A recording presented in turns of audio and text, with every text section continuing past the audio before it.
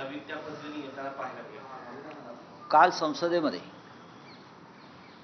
ज्या पद्धतीनं अमेरिकेनं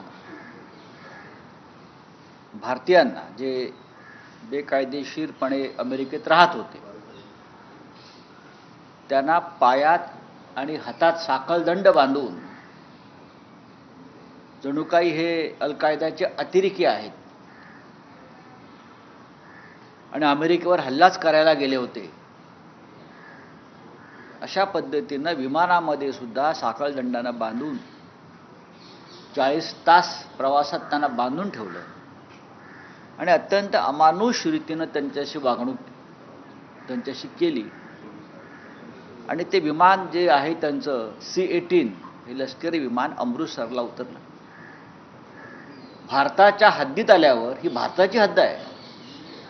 भारताच्या हद्दीत आल्यावर तरी त्यांनी त्यांच्या बेड्या काढायला पाहिजे होत्या कारण हा भारत देश आहे. तुम्ही अमेरिकेच्या हद्दीत त्यांना बेड्या घातल्यात पण भारताच्या हद्दीत सुद्धा त्यांनी एका अहंकारानं मस्तीत आपल्या लोकांच्या बेड्या ठेवल्या. त्यांना त्याच पद्धतीनं खाली उतरवलं आणि त्यांनी जगाला दाखवलं की भारताची काय इज्जत आहे, काय प्रतिष्ठा आहे. ही अत्यंत गंभीर गोष्ट आहे. घुसखोरीचं समर्थन कोणी करणार नाही. आपण सुद्धा घुसखोरी या संकटाशी नेहमी संघर्ष करतो आहोत. पण एक किमान माणुसकी असते, मानवता असते. बेड्या आणि हातकड्या घालून पायात अशा प्रकारे कधीही कोणाची परदेशी नागरिकांची धिंड काढली जात नाही. अमेरिकेचा कायदा अमेरिकेत असेल. सगळ्यात आधी तुम्ही या भारतीयांना जर नोटीस बजावली असती, समन्स बजावलं असतं की अमुक अमुक तारखेच्या आत तुम्ही भारत सोडा तर ते अधिक योग्य ठरलं असतं.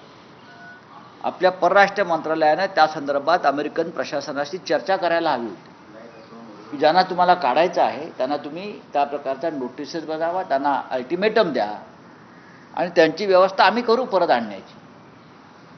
इतर देशांच्या बेकायदेशीर नागरिकांसंदर्भात त्यांनी आपापली विमानं पाठवली आणि अमेरिकन प्रशासनाशी चर्चा केली. त्यात ब्राझील असेल, मेक्सिको असेल, इतर काही देश आहेत, कंबोडिया. पण भारतासारखा महान देश, इतके महान पंतप्रधान, त्यांना अमेरिकेपुढे शरणागती पत्करावी लागली. अख्ख्या जगानं हा तमाशा पाहिला. आणि काल संसदेमध्ये, राज्यसभेमध्ये परराष्ट्र मंत्री जयशंकर हे अमेरिकेची बाजू घेत होते, त्यांच्या कायद्याची वकिली करत होते. आमच्या देशातल्या आमच्या लोकांवर जी आफत आली, ज्या पद्धतीनं त्यांना अपमानित करून पाठवलं, आपल्याच देशामध्ये उतरवलं, त्याच्याविषयी त्यांच्याकडे काही उत्तर नाही. त्यांनी साधी निंदाही केली नाही अमेरिकेची. आता प्रधानमंत्री चाललेले आहेत अमेरिकेत प्रेसिडेंट ट्रम्प यांना भेटण्यासाठी.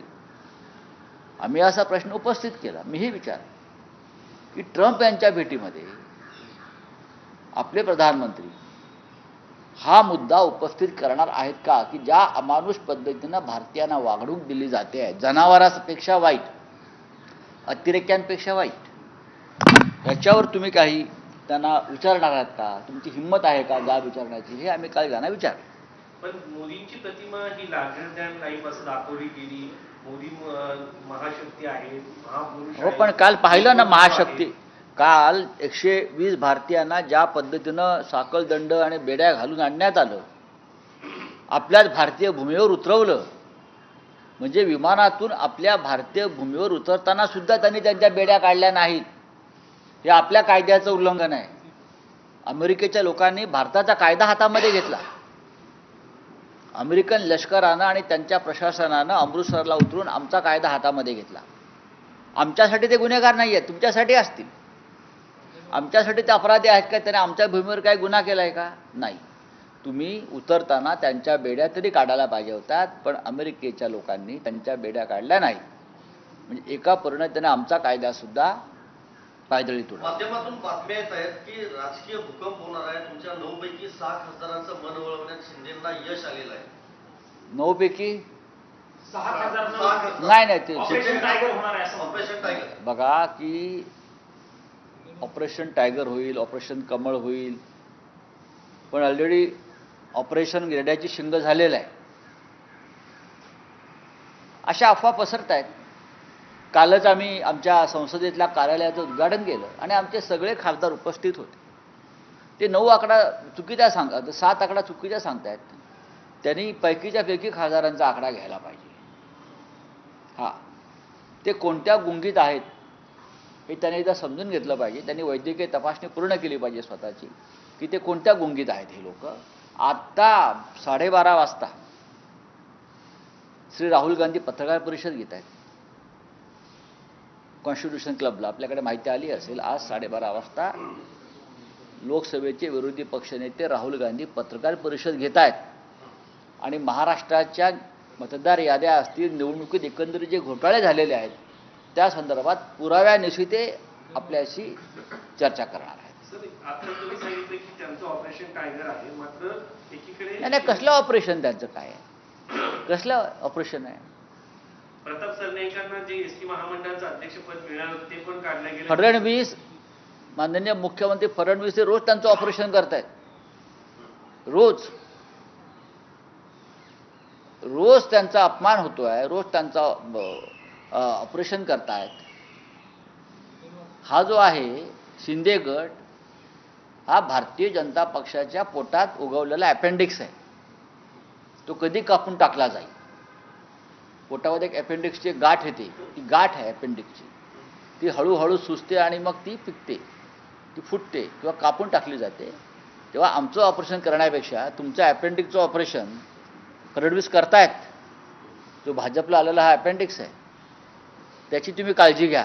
धनंजय मुंडेंच्या प्रकरणात पोटगी प्रकरण ही त्यांचं वैयक्तिक आहे, मात्र त्यांच्यावरती घरगुती हिंसाचार केल्याचा अंशतः आरोप कोर्टाने मान्य केलेला आहे. अशा पद्धतीचा मंत्री राज्याच्या मंत्रिमंडळात असल्यास नैतिकतेच्या माझं काही मत नाही याच्यावर. तुम्ही हा प्रश्न महाराष्ट्राचे मुख्यमंत्री देवेंद्र फडणवीस यांना विचारायला पाहिजे, अजित पवारांना विचारला पाहिजे. आमचा प्रश्न तुम्ही कशाला विचारताय? किंवा इथे या देशात महिला आयोग आहे, राष्ट्रीय महिला आयोग आहे, त्यांना विचारायला पाहिजे.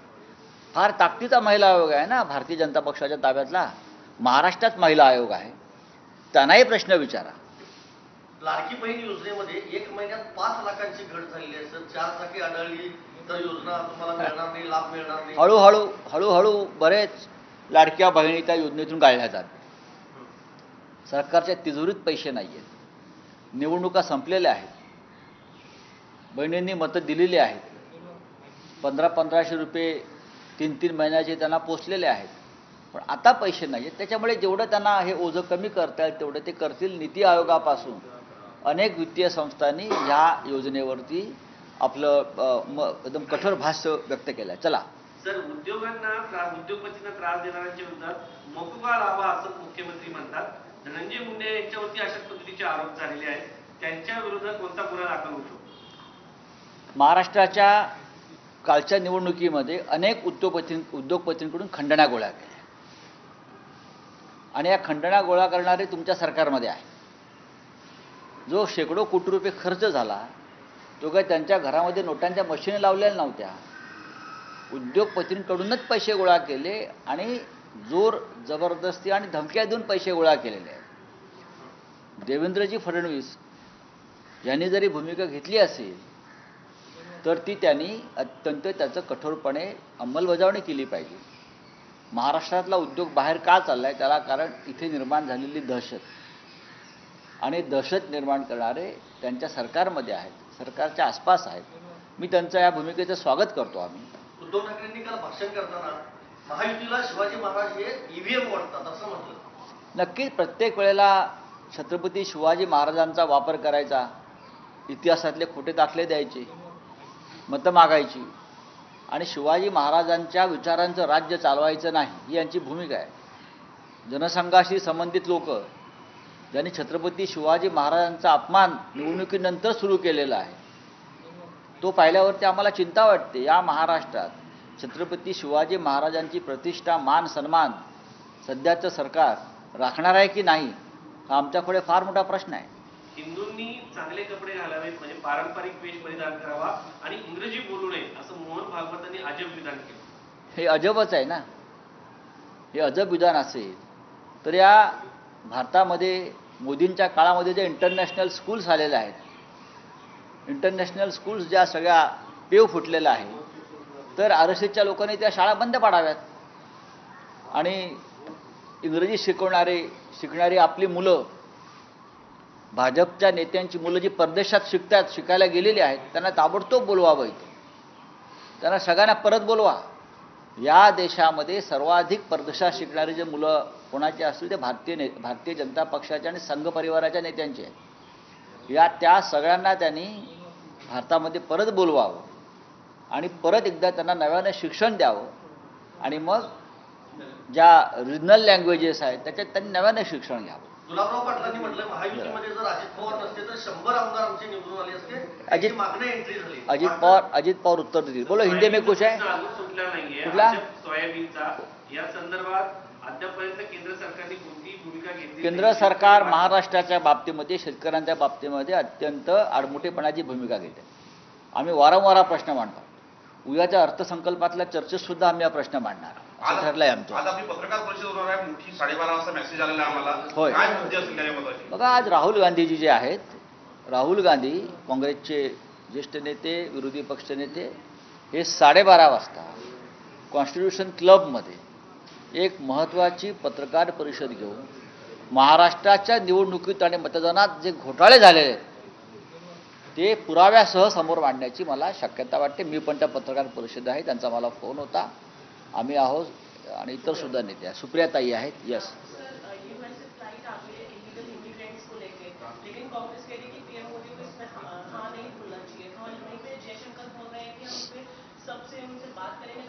देखिए, जिस तरह से हमारे जो इलीगल इमिग्रेंट्स हैं वो अमेरिका के लिए है, लेकिन जब भारतीय सीमा में उनका प्रवेश हुआ, उनकी फ्लाइट का, तो हमारा कानून लागू होता है.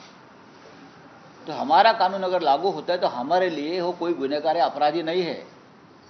तो जब भारत की सीमा में प्रवेश हो गया तो उनके पैरों में और हाथ में जो जंजीर और बेड़ियां बांधी तो छोड़नी चाहिए थी, लेकिन हमारे ज़मीन पर उनका C-18 फ्लाइट उतरा और